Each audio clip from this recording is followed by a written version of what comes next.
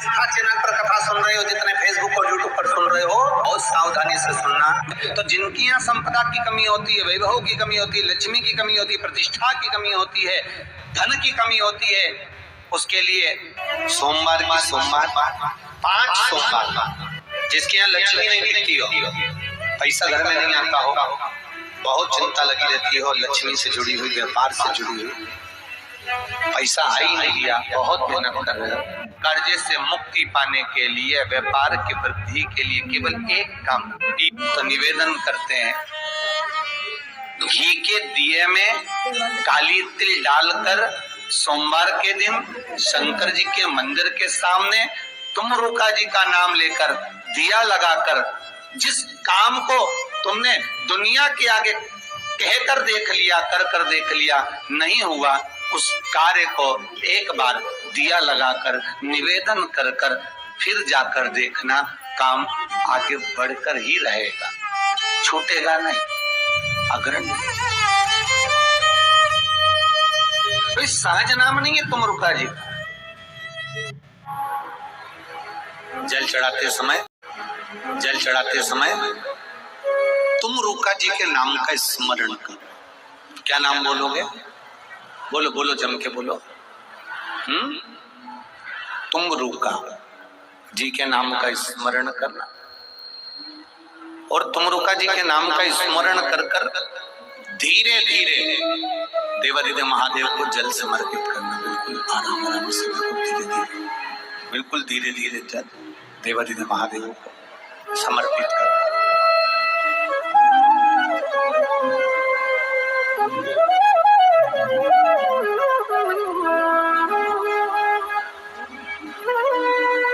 बस बूंद बूंद मत चढ़ाना, नहीं तो तुम लोग धीरे धीरे का मतलब ये हो जाता है कि बूंद बूंद चढ़ाने लगो। ऐसा नहीं, धार चलना चाहिए, पर वो स्लो वाली धार, आराम से, और धार चढ़ाते चढ़ाते धीरे धीरे जल की धार देवादिदेव महादेव को चढ़ रही हो, और तुमरुका जी का या तुमरुकेश्वर महादेव का या तुमरुका जी का नाम, या तुमरुका जी से अपने हृदय की बात गुरु मानकर, संत मानकर, साधु मानकर, तपस्वी मानकर, साधक मानकर, उपासक मानकर तुमरुका जी को आप जब धीरे धीरे जल की धार चढ़ाए, शिव जी पर जल की धार चढ़ाए, दिल से उससे अपने मन की बात कहते जाए।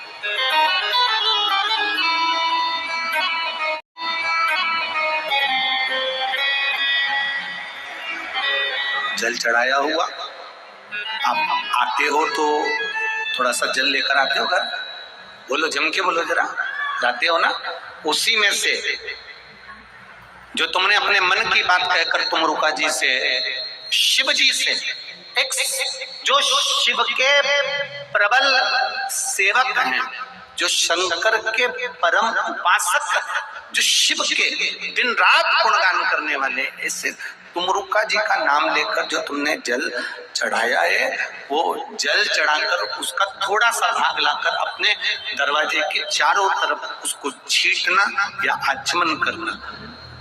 1 घंटा, 1.5 घंटा, 2 घंटे जो तुम्हारे हृदय में बेचैनी सी लग रही थी, कुछ उलझन सी लग रही थी, मेरा तुमरुका बाबा मेरे महादेव को अपने दिल की बात कह देता है और उलझन सुलझा देता है। तुमरुका दरवाजे पर नींबू मिर्ची टंगा रहता है। क्यों टंगा रहता है? कई लोग कहते हैं नजर से बचाता है, कई लोग कहते हैं हाय से बचाता है।